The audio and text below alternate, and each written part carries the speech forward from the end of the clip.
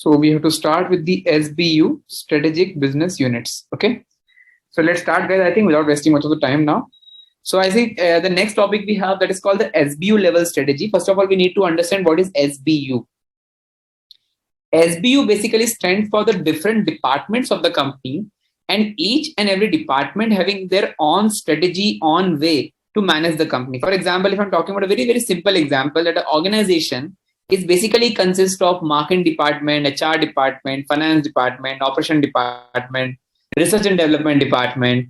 Each and every department having their own motive, having their own objective, but whether they belong to different departments or not, the main motive of each and department is just to fulfill the goal of the organization. Means each and everyone is basically working in order to fulfill the organizational goals. Okay, irrespective whether they do have some different objectives, but each and everyone is basically working for the common goal, that is called the goal of the organization. Now the important thing is that when it's come to SBU, as we know, that a very, very simple example. Let us suppose if I'm talking about a particular company having its offices throughout Asia. Okay, let us suppose corporate office belong to Mumbai in India. If we talk about that, Mumbai office basically is the main office in India, but their branches in India, if we talk about, like for example, if I'm talking about, you could say their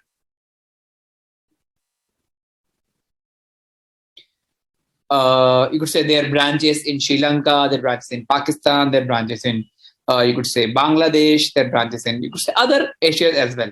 Now, what my point is that each and every, you could say, SBU is basically having different functionality.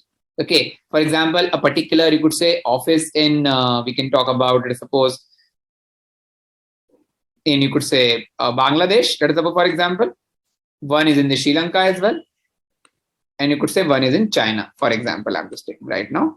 These three offices they have in Asian countries or in Asian branches.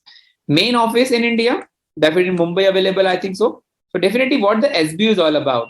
SBU is basically more associated with the branches in different part of the India and the world, and how each and every SBU having its own departments.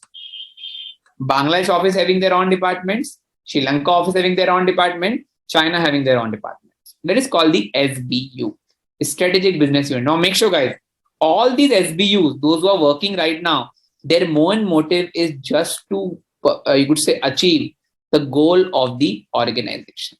That is basically called the SBU, because might be their goal to serve different countries are different, that may be heterogeneous, but the main target of all these SBUs is just to work in the same pace, in the same path route, so that they can achieve the goals of the organization. So that is basically called the what the SBU is all about. Understood, guys? Everyone? Everyone understood?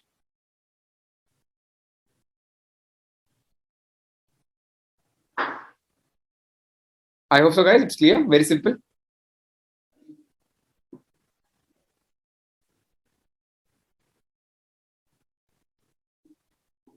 Am I audible? I think, guys. Everyone, can you please confirm? Yeah. Thank you, Mamela. Thank you so much. So the next point which we have that comes under, you could say, the next topic, that is about the SBU, as you can see right now. Now, when I'm just talking about the SBU, you understood exactly, because different SBU means different strategic units of the company. Okay, SBU stands for strategic business unit, Arabic. Strategic business units means different headquarters or subquarters, or you could say regional offices available, or country level office available for a particular company. Okay. Yes, and they have their different departments. Yes, definitely. Now, definitely, I talk about a different corporate strategy. You're talking right now. Now, corporate strategy basically talks about the top management and middle level or supervisory level management. Okay, and as we know that each and every SBU, if I'm just talking right now, every SBU, you could say, having their own corporate structure. For example, I'm talking about SBU level 1, SBU level 2, SBU level 3. All the SBU basically consist of all the major department which I am just talking over here. Okay, so that is basically called the top management or middle or supervisory level management as well. Clear, guys? Everyone, is it clear? I hope so. Yeah, sure. Next one.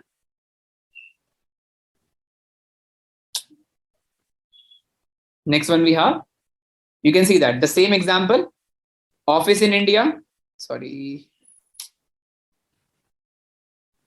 It's very disturbing actually because students are joining continuously. Break my flow actually because I cannot even draw it on my screen. Okay.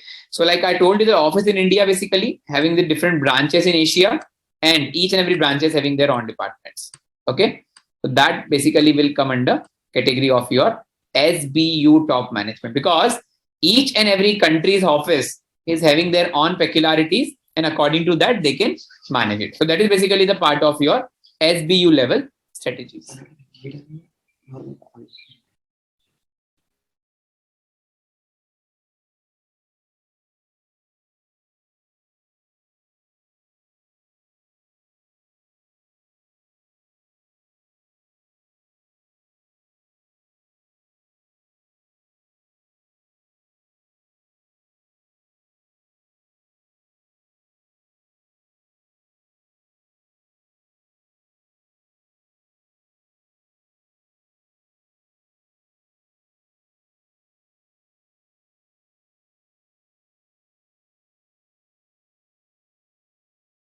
Guys, it's clear, I think, everyone. Anubhav, yes, yes. 1 minute. Anubhav, please go ahead, please.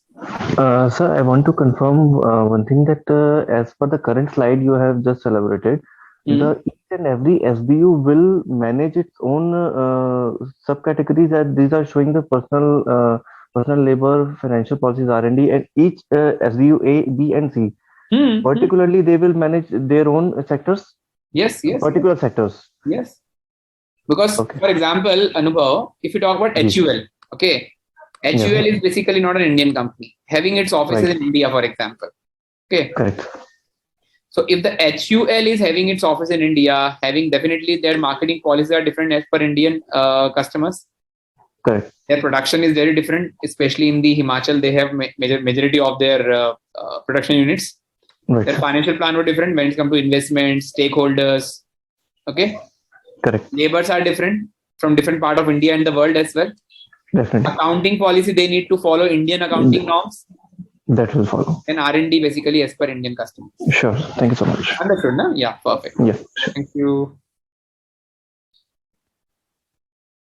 Guys, any more query? Guys, please feel free to ask the questions, please. Okay. Yeah, definitely, Vishwajit, because like actually, like for example, if you are opening a company, Vishwajit, in India, let me, I think, unmute you, Vishwajit. Can you please unmute yourself, Vishwajit, now? So I think we had a better discussion, I think, about this. Yes, sir. Vishwajit. Yeah, Vishwajit. Good evening. How are you? Good evening. I'm doing great, sir. Yeah, good. Great to hear that.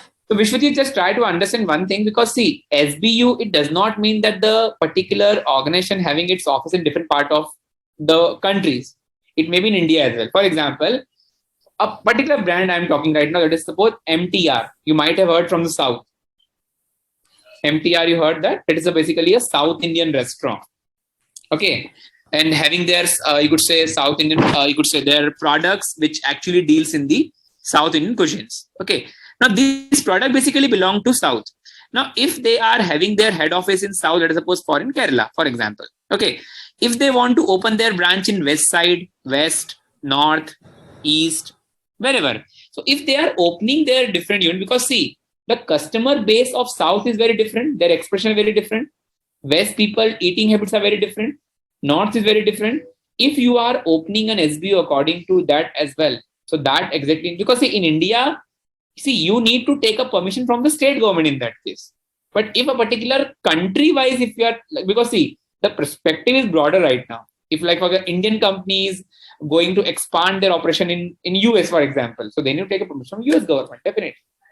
So it is basically like a subsidiary office to the head office. Yes. For example, Uber India.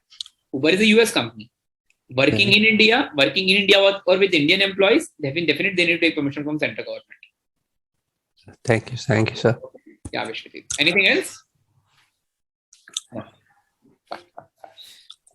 So I think I should move now. I think guys, please try to understand the concept of SBU should be clear because slides are very simple. Topic is very simple.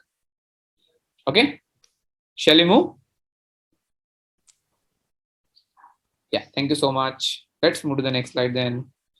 There's one more example. I think now if you can just see that it's very, very difficult, not difficult to understand, but it's a bit complex structure I'm just showing you right now. That is strategic management process. Okay. Now, as you can see that the first, I'll take an example. I think guys, please kindly cooperate with me. So let us suppose if I'm just talking about a company, let us suppose I'm talking about, you could say Reliance. Reliance head office definitely is in Mumbai, in India. Okay. Now, Reliance head office in Mumbai, definitely they have their corporate strategy. Reliance as a brand I'm talking right now. I'm not bifurcating Reliance right now. Okay. Now, the try to understand, guys, the important process is that because when I'm just talking about a global brand like Reliance, okay, having its offices in different SBUs. For example, Reliance opened their, you could say, oil refinery in some Arab countries. Okay, or you can say in the OPEC country, for example, they are partnering with because I think the deal of Reliance got cancelled recently with Armano. I think if you do remember. Okay, so it is. Let us suppose that the Reliance is basically having its refinery in OPEC country. Definitely that refinery Armaco, yes. So definitely that actually having that SBU is opened by Reliance in OPEC country would be an objective. They are dealing with their strategies. They're dealing with their environment appraisal. Environment appraisal means the factor you need to keep in mind about the environments. They have to analyze their advantages. They have to consider the alternatives in OPEC countries as well. Choosing the strategy, developing functional policies, and evaluating the results. So you guys try to understand. My point is that Reliance as an umbrella, because try to understand Reliance as an umbrella dealing in multiple sector. Please try to let me complete this. Reliance as an umbrella brand dealing in multiple sector, it means that whenever the Reliance has to design their policies, they have to design the policies as per Reliance as a brand, But let us suppose Reliance dealing in automobiles, Reliance dealing in telecommunication, Reliance dealing in power sector, Reliance dealing in airport authorities. Okay, what my point is that all these different sectors in which Reliance is dealing that exactly come under SBU level strategies. And definitely each and every department, because if you do remember, I think in the last class itself, I told you that now the Reliance is planning to bifurcate their will. Okay, like this same happened with Anil and Mukesh Ambani. Okay, so they have actually segregated the different sectors. So there should not be dispute among them. Okay, so that is basically the one more important part of what is the corporate strategy. Means Reliance as a whole brand. Okay, and same we talk about you could say their strategy for different sector. Yes, definitely for Adani as well. Adani how they started. Now in India they are entering into cement industry. We talk about you could say Adani in the power sector as well. Okay, and what we can say. Adani in mining as well.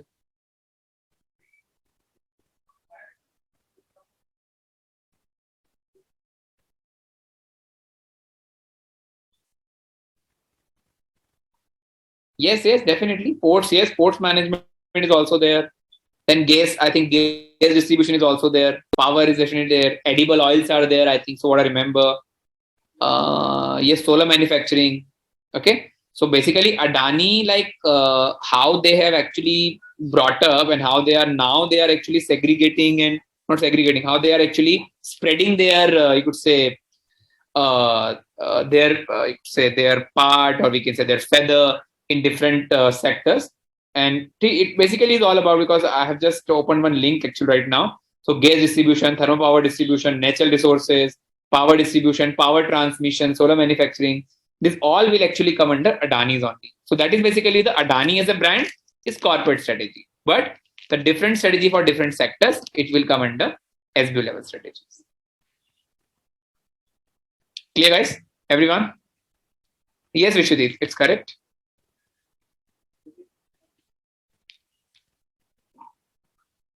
It's clear, guys? Yeah. The next one, we have the functional level strategy. Now, functional level means what? This is the functional level I'm talking right now. Marketing as a function, production as a function, finance as a function, because each and every department having their own role and responsibility in an organization to complete the utility and objective of SBU, and ultimately to utilize the objective of the corporate, or as a, you could say, head office. Okay, so you can see that when we talk about any functional level or any function, any department in the organization, when it's come to marketing, HR, finance, operation, IT, production, R&D, each and every particular function having their own, you could say, certain parameters to get considered. They need to work on efficiency basis, qualitative, innovation, and customer responsiveness.